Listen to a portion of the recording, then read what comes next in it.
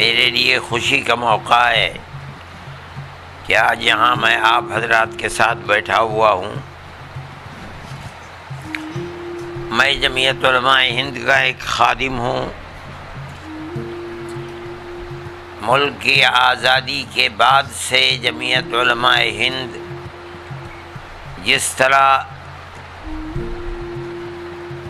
تقسیم آبادی کے بعد بچے کھچے مسلمانوں کے دین کی حفاظت کرتی رہی ہے اور اس نے بے شمار مدارس اور مکاتب سینکڑوں کی تعداد میں نہیں بلکہ ہزار کی تعداد میں گاؤں گاؤں اور شہر شہر مسلمانوں کے بچے کھچے مسلمانوں کے دین کی حفاظت کے لیے کام کیا ہے۔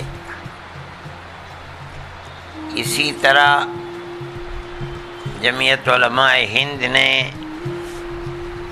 یہاں رہ جانے والے مسلمان اور مسلمان بچوں کی دنیا کی ترقی کے لیے بھی کام کیا ہے۔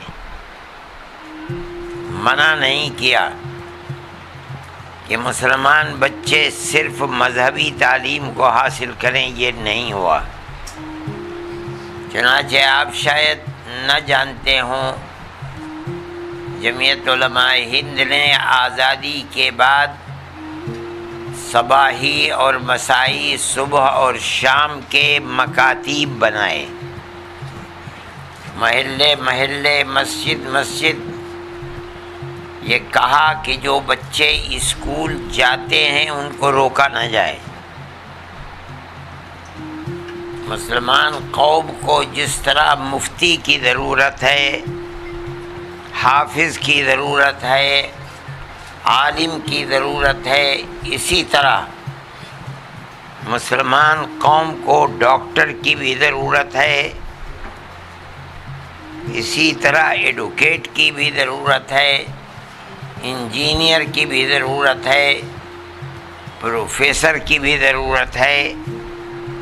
اس لیے کہ جمہوریت کے معنی یہی ہیں کہ گورنمنٹ اپنے ملک میں بسنے والے لوگوں کی ترقی کے لیے جو بھی وسائل اس کے پاس ہیں بغیر کسی اونچ نیچ اور تخصیص کے لوگوں کی مدد کرے، اور لوگ اس سے استفادہ کرنے کے بعد اپنے ملک کی ترقی کے لیے جو جس طریقے پر بھی خدمت کر سکتے ہیں خدمت کریں۔ اسی کا نام جمہوریت ہے۔ انہوں نے اس بنیاد کے اوپر مسلمان کو دنیا کی تعلیم سے روکا نہیں، لیکن یہ ضرور کہا کہ صرف دنیا کی ترقی کے اندر اگر اپنے دین کی حفاظت نہیں ہوگی اور مسلمان یہ نہیں سمجھے گا کہ وہ اور اس کے باپ دادا پردادا مسلمان تھے، تو دنیا کی یہ ترقی اس کی اس دنیا ہی پر ختم ہو جائے گی، آخرت کے اندر اس کو کچھ نہیں ملے گا۔ ہم بھی جمعیت علماء کے خادم ہیں۔ ہم نے ایک زمانہ اپنی زندگی کا جمعیت علماء کے ساتھ لگایا ہے۔ جمعیت علماء کی یہ تحریک رہی ہے کہ وہ مسلمانوں کو اس کے لیے کھڑا کرے کہ لوگ اپنی دولت کو بجائے اس کے کہ دنیا کی معاشی طریقے کے اوپر لگائیں، اپنی دولت کو مسلمان بچوں کی تعلیم اور دین کی حفاظت کے لیے اچھے اسکول اور کالج بھی بنائیں۔ جمعیت علماء نے خود اپنے آپ کو اس کے اندر نہیں لگایا، اس لیے کہ اس کے پیچھے اتنی درد سری رہی ہے کہ ملک کی آزادی کے بعد سے لے کر ان 75 سالوں کے اندر نہیں، اور 20 سال پیچھے چلے جائیے تو تقریباً 20,000 فسادات ہوئے، 50,000 مسلمان کٹ گیا، اب بھی فسادات کا سلسلہ جاری ہے۔ وہاں پہنچنا یہ ثابت کرنا کہ مسلمان بالکل مفلوج نہیں ہے، اس کے سر پر کوئی ہاتھ رکھنے والا نہیں ہے، جمعیت علماء جہاں تک پہنچ سکتی تھی یا پہنچ سکتی ہے وہاں تک پہنچتی ہے۔ اس کے پاس اس کا موقع نہیں تھا کہ وہ خود اسکول قائم کرے، لیکن اس نے لوگوں کو یہ کہا کہ وہ بہتر سے بہتر اسکول قائم کریں، کالج قائم کریں۔ بہت لوگوں نے قائم کیے کالج، خاص طریقے کے اوپر جنوبی ہند میں تو مسلمان تعلیمی اعتبار سے اپنے پیر پر کھڑا ہوا ہے، لیکن شمالی ہندوستان جو بدقسمتی سے انتہائی زیادہ تعصب کے دلدل میں پھنسا ہوا ہے، یہاں اس طرح کی صورت نہیں آ سکی۔ ہم آج بھی لوگوں سے ملتے ہیں، ہم لوگوں سے کہتے ہیں کہ آپ کو خدا نے دولت دی ہے تو آپ اس دولت کا استعمال اس طرح کیجئے، یہ ایک قوم کی خدمت بھی ہے اور بہترین کاروبار بھی ہے، آپ اس کے لیے اپنے آپ کو لگائیے۔ لوگ کہتے ہیں جمعیت علماء بنائے، ہم جانتے ہیں کہ ہم نہیں کر پائیں گے، ہم جتنا رات اور دن پھنسے ہوئے ہیں اور جس طرح اپنی جان کو لگائے ہوئے ہیں مسلمانوں کے معاملات میں، ہمارا کوئی کاروبار نہیں، ہم تو کوئی کاروبار کرتے نہیں ہیں۔ ہماری زندگی جمعیت علماء کے پلیٹ فارم پر مختلف جہاد سے مسلمانوں کی خدمت پر لگی ہوئی ہے۔ مصیبت زدہ لوگوں کے ہم امداد مذہب سے اوپر اٹھ کر کرتے ہیں، ہمیں نہیں دیکھتے کہ کون مسلمان ہے کون ہندو ہے، ہم ان کی خدمت برابر کرتے ہیں۔ یہ جمعیت علماء کا ایک نظریہ رہا ہے اور آج تک ہے۔ اسی نظریے کے ماتحت آج سے تقریباً 18-20 سال پہلے مجھے یہ خیال ہوا، میں اس وقت جوان تھا تقریباً، کہ ہمیں دیوبند جیسی مفلوق الحال بستی، جس کے پاس کوئی کاروبار نہیں ہے، کوئی فیکٹری نہیں ہے، کچھ کرنے کے لیے نہیں، غریب بستی ہے، دنیا میں پہچانی جاتی ہے صرف اور صرف دارالعلوم دیوبند کے نام سے، ورنہ اس بستی میں کچھ بھی نہیں ہے۔ ان بچوں کے لیے ہمیں جدید تعلیم، جس میں 1 گھنٹہ ہم مذہبی تعلیم کا رکھیں گے، ہمیں اسکول بنانا چاہیے۔ ہم نے اس کے لیے زمین خریدنی شروع کر دی، اپنے احباب کے تعاون سے، اب تو وہ دنیا سے چلے گئے، سب سے پہلے جو ہم نے اسکول بنایا تھا، اللہ ان کی مغفرت فرمائے، انہوں نے ہماری مدد کی، ہم نے اس کے لیے زمین خریدی، اسکول بنایا، لیکن ہماری لائن نہیں تھی وہ، ہم تو مدرسوں کے پڑھنے والے لوگ ہیں، ہمیں ایسے آدمی بھی نہیں ملے کہ جو اس میں صحیح رخ پر ہماری مدد کر سکتے ہیں، لیکن ہم لگے رہے۔ ہم اگر قرآن ہاتھ میں لے کر یہ کہیں تو انشاءاللہ ہم حانث نہیں ہوں گے کہ 18 سال میں کسی مہینے میں 1 پیسے کی بھی ہمیں آمدنی نہیں ہوئی، تو ہم حانث نہیں ہوں گے، لیکن ہم نے ہمت بھی نہیں ہاری، ہم پیسہ لگاتے رہے اس کے اندر۔ پھر ہم سے لوگوں نے کہا کہ بھئی تمہیں آگے بڑھنا چاہیے اور عمارت بناؤ، اس کے اندر بچوں کو رکھو۔ ہم نے ایک عمارت اور تقریباً اس زمانے میں 1.5 کروڑ، آج اگر ہم بناتے تو 3 کروڑ روپیہ خرچ ہوتا، وہ بھی بنائی۔ پھر ہم وہ کام نہ کر سکے تو ہم نے اس کے اندر B.Ed کالج بنا دیا۔ مشکل یہ ہے کہ B.Ed کالج میں مسلمان بچے ہمیں نہیں ملے، غیر مسلم بچے، اور وہ بھی لوور کلاس کے بچے۔ خیر ان کی جو فیس تھی وہ گورنمنٹ ہمیں دینے لگی، ہمیں اس سے یہ فائدہ ہوا کہ ہمارا ایک اسکول بچیوں کا ہے جس پہ ہم نے تقریباً 2 کروڑ روپیہ خرچ کیا. بیچ شہر میں ایک مکان بڑا خریدا، اس پر لگایا. 3 منزلہ عمارت بلکہ 4 منزلہ ہم نے بنا ڈالی عمارت. اس کے اندر بچیاں پڑھ رہی ہیں، ابھی ابتدائی درجے میں ہے، 3ری کلاس چل رہی ہے. پھر ہم نے بچوں کا چل رہا تھا تقریباً 18 سال سے، ہمیں اس بی ایڈ کالج سے ان کی تنخواہ دینے کے لیے پیسہ مل جاتا تھا. ہمیں ایک دگنا سکون ہوا. لیکن آج کل گورنمنٹ کے حالات خراب ہیں، یو پی گورنمنٹ کے بھی حالات خراب ہیں مالی اعتبار سے. اب آج کل وہ پیسہ بھی ہمیں نہیں مل پا رہا ہے. ٹھیک ہے، ہمارا تو کام کسی منفعت کے لیے نہیں ہے، ہم تو خدمت کرنا چاہتے ہیں قوم کی. وہ لڑکے ہیں پڑھ رہے ہیں. ہم نے زیادہ توجہ کی دیہات کے بچوں پر، مسلمان بچوں پر، تاکہ شہر کے بچے تو ماں باپ ان کو پڑھا لیتے ہیں، بہت اسکول ہیں، لیکن ان کے پاس اسکول عام طور پر نہیں ہوتے ہیں. اور جو اسکول گورنمنٹ کے بنے ان کا کوئی معیار نہیں ہے.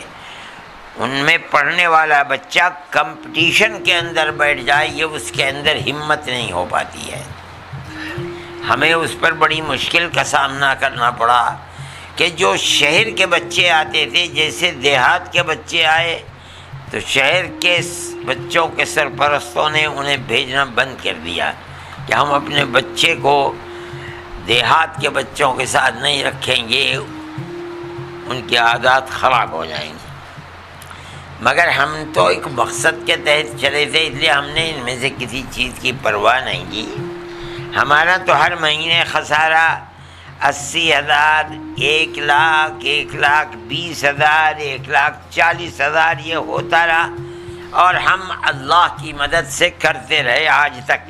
اس کو تقریباً 18-20 سال گزر گئے ہیں.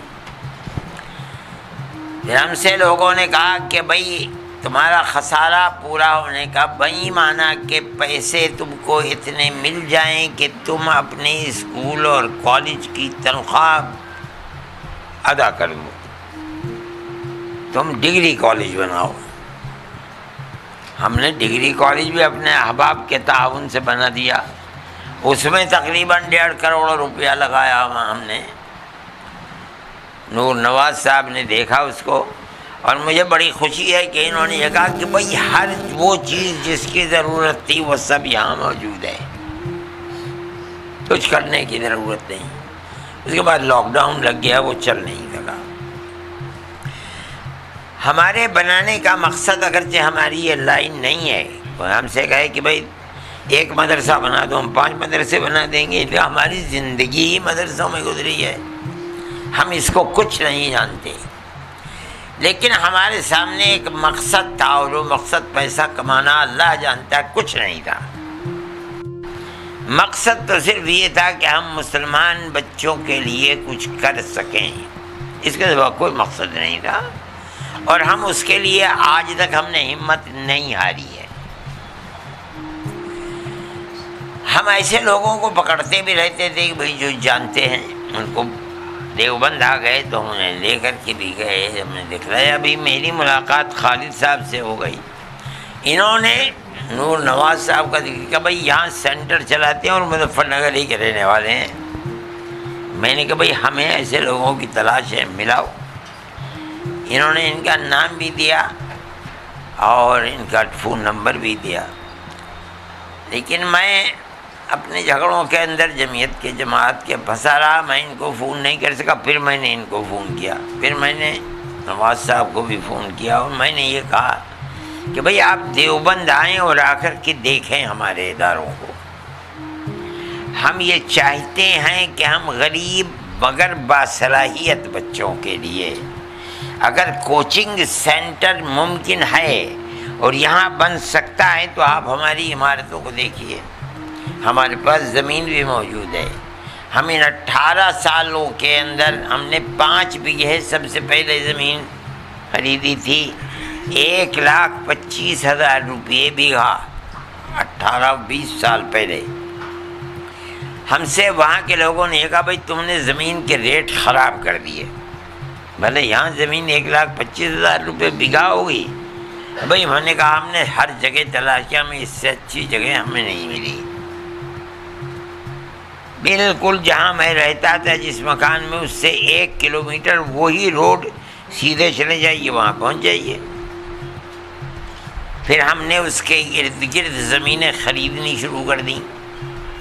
اللہ کا فضل ہے اس وقت ہمارے پاس زمین تقریباً 25-30-35 بیگھے زمین ہے، بہت زمین ہے۔ ہم اس کے اندر ہم نے آدھی سے بھی کم زمین کے اوپر بی ایڈ کالج بھی بنا لیا، پھر ہم نے ڈگری کالج بھی بنا دیا، اس سے پہلے 8ویں تک کا اسکول بھی ہے، شہر کے اندر جا کر کے ہم نے بچوں کا بھی اسکول بنا دیا۔ یہ سب کام ہم نے کر لیے، مگر ہمیں راستہ کامیابی کا نہیں مل رہا تھا۔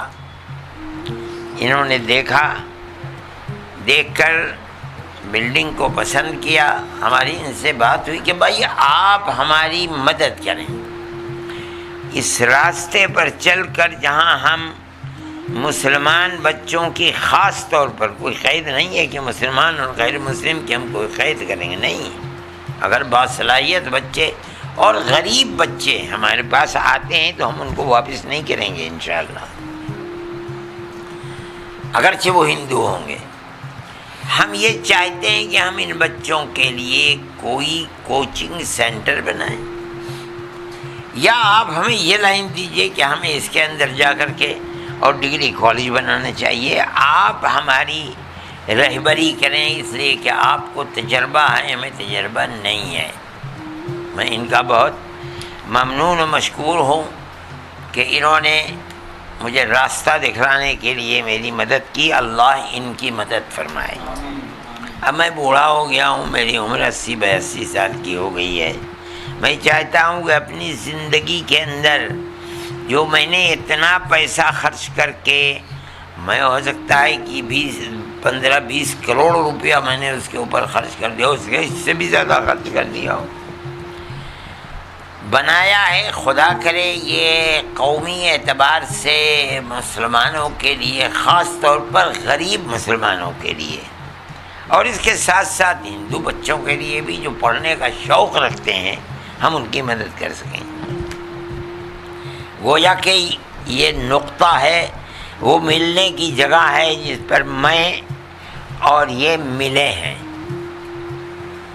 خدا کرے اللہ ہمیں اخلاص و للہیت کے ساتھ صرف خدمت خلق کے لیے کرنے کی توفیق عطا فرمائے، اور یہ ہمارا ساتھ دیں، ہم ان کا ساتھ دیں۔